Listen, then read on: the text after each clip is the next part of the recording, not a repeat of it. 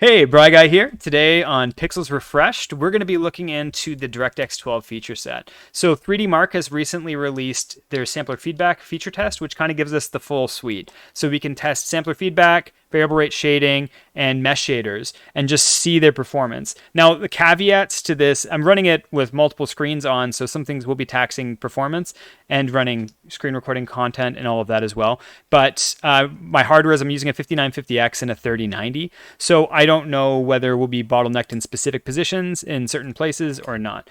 But anyways, I thought we would kind of go over the features in DirectX 12 Ultimate and talk about what this kind of means for the future. So this is sampler feedback. Sampler feedback is basically a new feature that it's going to allow exact writing of texels and improve how texels and textures are handled at specific distances in LODs. So anyways, we'll run the demo. I personally ran this and I didn't see much of a performance out of the three: sampler feedback, variable rate shading, and mesh shading. This is the one I saw the lowest bit of performance increase from, but I don't know if there's just something in the hardware. I need to see more variety of hardware running this test to make any kind of statements on it. But anyways, I just think it's an interesting test, and we can kind of talk about the tech going on behind it and what this stuff means in the meantime. You have any thoughts on these Yeah, things, Graham? yeah. Like if you already have like a fast enough GPU, I don't think there'd be much of a um performance difference. It's able to like render the stream in and stream out those LODs so quickly. I was Yeah. also watching a video today about what's it called?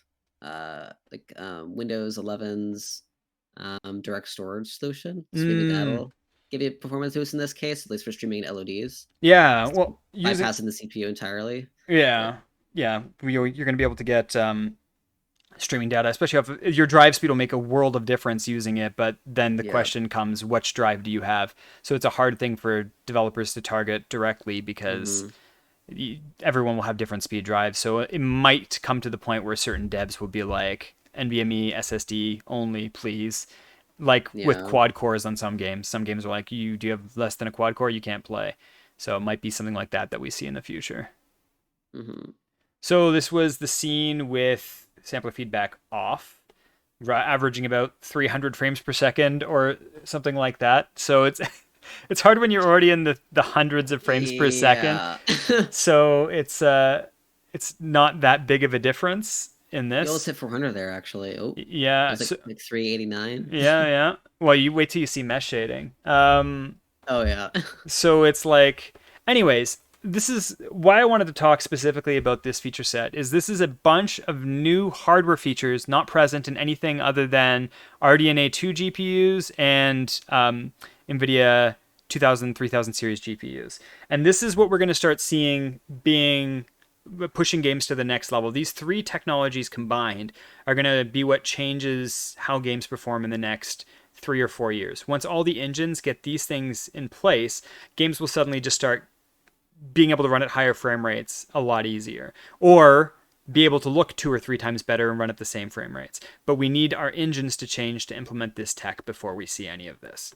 So, anyways, that was the new sampler feedback demo, which let's see what my The performance was. results. Let's see my results on this. So, yeah, so it was only a 5% performance difference between Hey, sampler that feedback on it. matters. 5%, it's not nothing, right? So from No. 340 to 360 FPS, I really wish that in this they would let me adjust my resolution. I tried, it locked me at 1440p.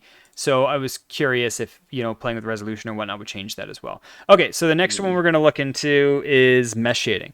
So mesh shading is really interesting because it kind of enables a couple of things. It's very similar to what Nanite is trying to do. I think it's kind of weird because this demo isn't necessarily visually impressive, but technically it's very impressive. I don't know why. I find 3D Mark is a little hit or miss with which ones look really good Yeah. and which ones don't, but the underlying principles behind the tech are often very interesting. So mesh shading allows them to more or less have way more LODs swapping, and it allows them to cull meshes more aggressively. So what I mean by calling meshes is if you have an object behind another object like this, when they're overlapping, it often can't get rid of any of the polygons that aren't being seen. But mesh Yep. shading lets them break up the objects into little meshes, and then they can delete things that aren't in the camera right now. And that allows big performance increases. So we're seeing here, without mesh shading on, averaging somewhere between, I don't know, 100 and 200 frames per second. Sometimes I see it going a bit higher. And then we're going to see what the changes are when mesh shading comes on. So this is with mesh shading on afterwards.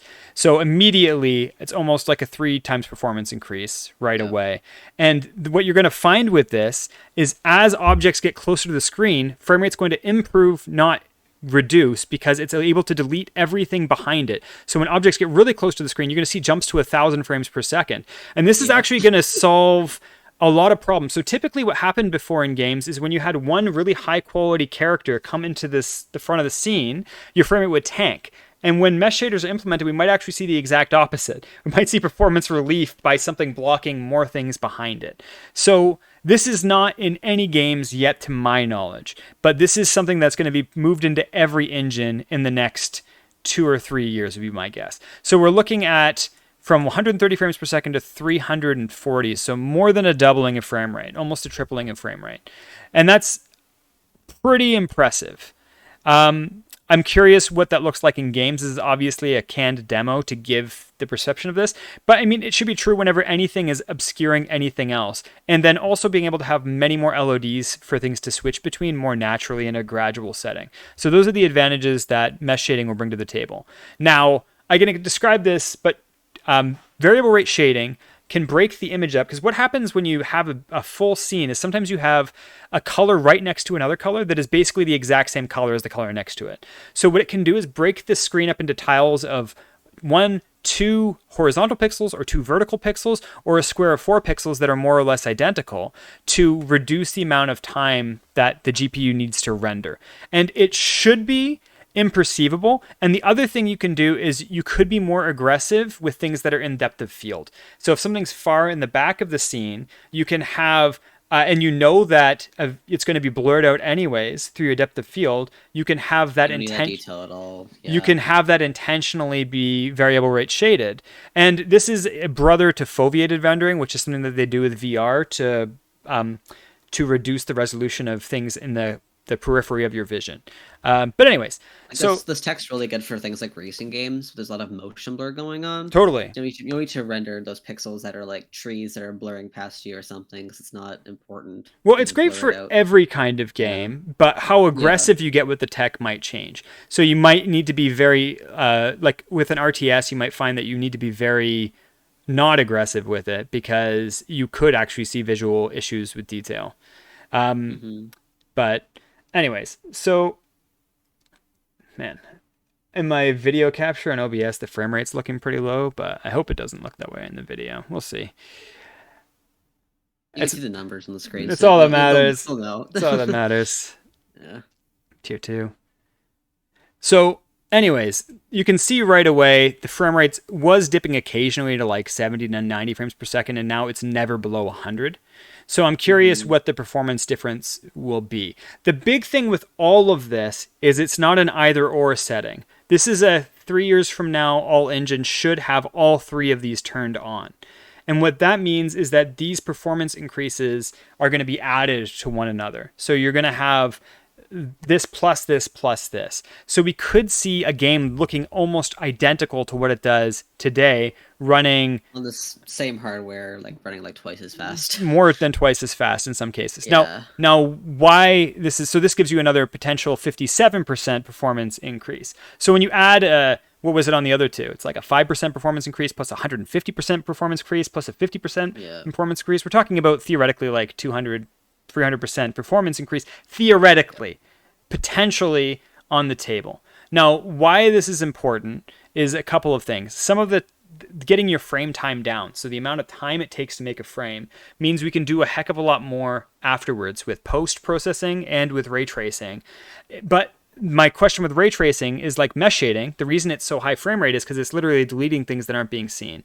I don't know how that's going to play with ray tracing, because it relies on things being there to bounce light off of. So there's a That's couple probably of why you could have like alternatives to this like Lumen and Unreal Engine, since you basically like rendering that global illumination through distance fields, which aren't actually part of the mesh or aren't seen in game. well, this is why So I've argued a couple of yeah. times that lighting might not be the best place to spend ray tracing, Hmm.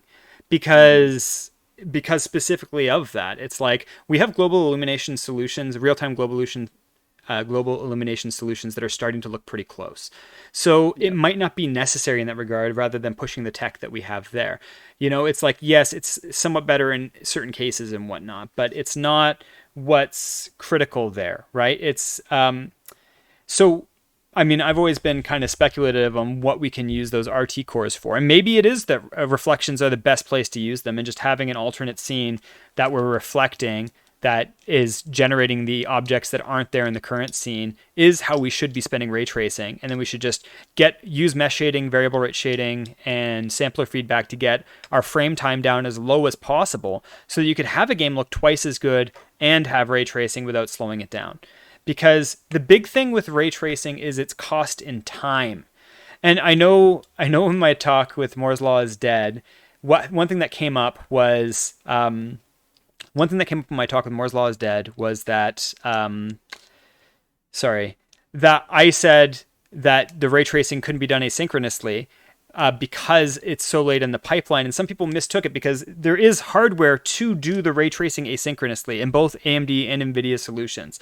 So it's theoretically there. The problem with it is it requires so much in the scene to be done to bounce rays off of. You need to have all of your your objects and your textures and your lights and stuff in place before you even shoot the lights in. So it ends up being a cost and time that you tack on the end of everything.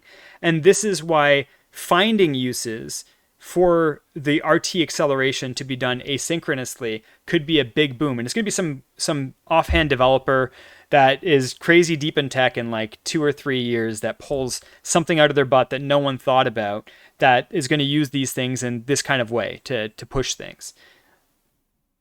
I don't know if you have any thoughts on that rant. No. Yeah, this is just me off the cuff speculating, Yeah. right? I don't know. This is just when I Yeah. see these kind of things, I'm imagining what it means. So like the big problem with this tech right now is it's not in GeForce One, and it's not in half of it's in RDNA 1, but all of it's in RDNA 2.